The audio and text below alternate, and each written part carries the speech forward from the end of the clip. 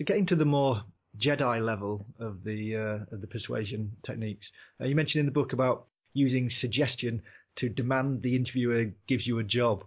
How would you go about doing this? So this is getting into like the hypnotic language part of the sort of book. So what you need to do first is with your interviews, you have to be confident, but being confident isn't enough to win you job offers. Confidence gets you into that state so you can express yourself clearly. But the other part of it is the way you structure your interview answers. Loads of people just mumble their answers or don't have a good structure to answering a question. So there's 3 steps you need to use when implementing the interview. So when you're asked a question, you need to answer that question positively straight away. So as an example, let's just take a common question like teamwork. Have you got experience working in a team? Most people go, oh, well, I used to work in a team, but I've been working on my own for a couple of years, actually, doing some independent work. Or people go, oh, yeah, teamwork, it's about everyone working together to achieve more. These are like really, really weak answers that aren't going to inspire the interview. Whatever question you're asked at that interview, they're asking for a reason because it's part of the criteria for the job that you're applying for. So they want to hear that you have that skill or that experience. So if someone asks me, what's your experience of teamwork, I'd answer that question positively straight away. Yes, I have over 10 years experience working in a team. So straight away you're saying, yes, I have this skill. And what that does is ticks the box for the interviewer, but now they want to listen to what you're going to say. Because you're saying, oh yeah, well, I've worked independently for the last 5 or 6 years, but I did work in a team. You already turned the interview off. And I've interviewed so many interviewers who said that they start daydreaming when people are talking about things they're not interested in. They just don't listen to what people are saying when they've not got the right tonality. You need to be inspiring and getting your interviewer to be interested in you. And the way we do that is part 2 by creating intrigue. So you answer the question straight away. Yes, I have 10 years experience working in a team. And then you create intrigue. An example of this, and that's when you give you a real life example. But by giving a real life example, you can get people really emotionally attached to you. So you can use like a catchy headline as part of your real life example. So an example of this is when I worked a part of a team where I was able to get a £10 million deal while saving the MD's life. So people are like, what? You've got this £10 million deal, but you save the managing director's life?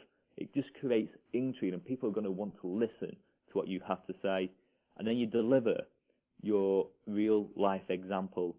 And when you deliver a real life example, people visualize what you're saying. And that's why we teach children how to act in life with stories rather than giving them a set of rules. Because with stories, people visualize what you're saying. And when you visualize something, like when we visualize being negative in an interview, you feel that emotional association.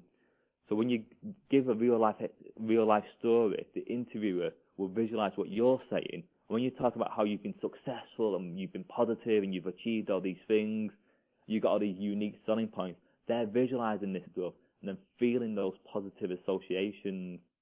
And then finally, to put the cherry on that cake, you explain how you can use that skill, that unique selling point in their company. So as I was going to work for your company, I take these 10 years worth of teamwork experience and do A, B, and C. So it's all about answering it straight away so the interviewer wants to listen to you. Use a real life story so people can visualize what you're saying in their mind's eye and try and create intrigue into that story so people want to listen to you more. And then explain how you can use that skill in their company to help them increase productivity, profits, and reduce overhead costs. Brilliant. I can definitely see that's working. I know there's been many times where I interview people and you ask them a question and they just start talking. You just think, where is this going? You're not answering the question at all. Definitely. No, that's a really good point. And that happens because we're nervous as well. When you go into a situation, you're a little bit nervous. Someone says something and you're thinking, I need to answer this straight away. I need to say something straight away. So people say the first thing in their mind, and then that leads on to something else. That leads on to something else, and before they know it, within 30 seconds, they're talking about an irrelevant piece of information. Whereby by answering it straight away, by just saying, yes, I have that, it gives your mind a couple of seconds to think, what real life story should I use? And one of the things we talk about loads and loads and loads with clients is it's all about preparing for your interview. You should be researching the company, you should be reading the job criteria, you should be on forums asking people who work for that company what are the aspects of the daily duties, what are the bosses interested in, what are the values of the company. Because when you know the criteria for the job, you know what's important for the company, and you know parts of the personality of the employer through reading their LinkedIn profile, you'll get an idea of what they're going to ask you in that interview, and then you can prepare your questions and answers. And by preparing your answers, rehearsing, practicing, shouting things across the room in front of the mirror, visualising yourself answering these questions in the interview, you'll be ready with these stories. So when you ask the question, you answer it straight away, and then one of your stories that have been practiced and rehearsed will just pop into your head naturally, and then you can deliver that story. And when I did some research a couple of years ago, and I modelled loads of people who was really successful in job interviews, and I modelled loads of people who were unsuccessful in job interviews, and one of the key things came out is the amount of time people dedicate to preparation.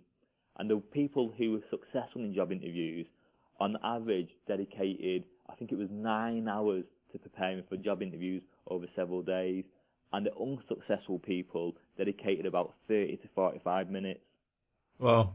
Yeah, it's crazy that, isn't it? And the reason was, when the people who were negative or unsuccessful, about the job interviews, they visualise themselves being negative in that interview, and that fear of failing in the job interview was so strong that it stopped them from preparing, because every time they went to prepare, they thought about the negative emotions, and that stopped them from preparing. And it's like a negative cycle that you want to do something, you feel fear, you don't do it. So when you want to do it again, the fears increase, so you don't do it, and it's a negative cycle.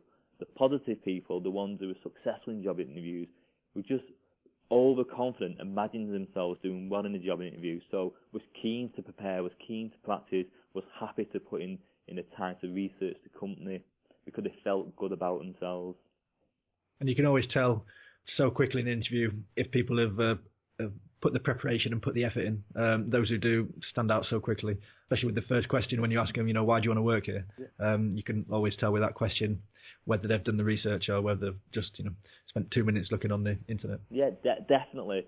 And there's always some standard questions that are always asked in your sector. People always ask, tell me a little bit about yourself, or why did you apply for this job? They're standard questions that are asked in most interviews. When you've worked in an industry for 10 years, you know the job role inside and out. It's something that you're an expert in, often an authority in. This is a job that you should be offered because you've got the skills and the experience to do that job. You can use those skills and experiences to work out what questions they're going to ask you. And we always hear about the random questions that are asked at places like Microsoft or Google or Amazon, like why are grids round instead of square. So when you get asked one of these oddball questions, the first thing you need to do is think, what skill or criteria do they want me to talk about that's related to this question? So often it's either being creative or your engineering knowledge or how you analyse problems. So you think about what do they want from this oddball question, and then use one of your stories to answer that question.